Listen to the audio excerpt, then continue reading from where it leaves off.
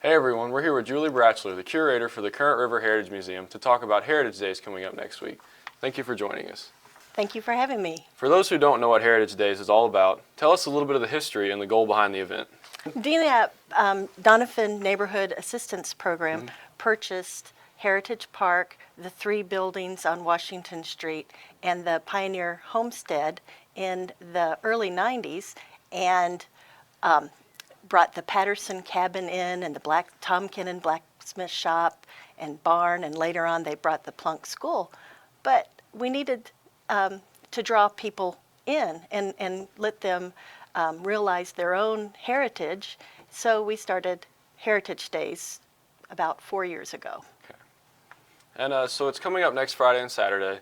What are some things to look forward to? Oh my goodness. Arrowhead Fred, Pedro, the jumping mule, the Stroops wagon, that's free thanks to Countryside Chevrolet. The DAR ladies will have a Revolutionary War code system, along with sealing wax and stamps and quill writing. There'll be Betty, the butter making lady. There'll be a brush arbor, a barn dance, you name it. So can you tell us a little bit about the Laura Ingalls Wilder? What's happening with that? Yes, Laura Ingalls Wilder is coming to us from Missouri Humanities. This is a program where Laura is 80 years old, and it's in 1940, and she's packing to go talk to a publisher about making her books available to children. Before that, Laura was a writer for the Rural Missourian, and her big accomplishment was chickens. She raised a lot of chickens and talked and wrote about that for the Missourian. A lot of chickens. Uh-huh.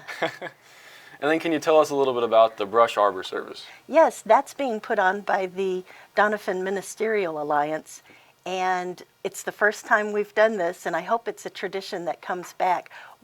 Communities didn't always have a preacher or preachers for every Sunday, so the preachers would have to ride from town to town. It was called a circuit rider, and so he'd be in Naylor one week, he'd be in Oxley one week, he'd be in Donovan, maybe out at Ponder. Okay. Yeah. So like what is a Brush Arbor service? Well, they build the, it's not a building, it's an outside building made with weeds and saplings and any kind of brush, to try and make a shady area. And people would come. Sometimes they would last quite a long time, like a revival, and people would bring their dinner and something to share.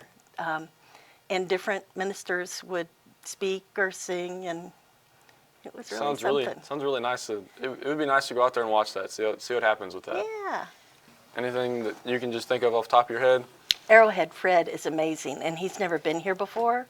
And you'll be surprised. He has one average arm, and then he has an arm that stops at his elbow, and he's got fingers, and he does this magnificent work, flint knapping actual bird head arrowheads, and they're beautiful.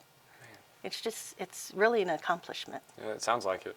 So we know it takes a lot of help from the community to pull this event off. You've already said that Countryside Chevrolet helped out. So what are some other key contributors or donators to this event? Oh yes, Mindy Reese with United Country Realty, the St. Benedict Church, Al Harper with Railroad Properties.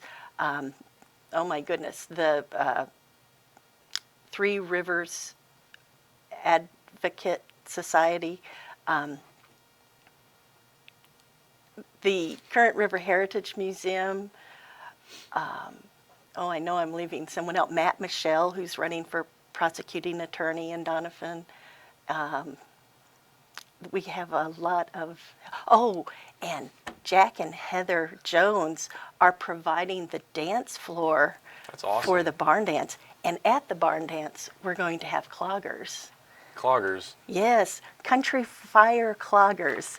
They dance. It's not tap dance. Those are the ones that wear those wooden shoes, right?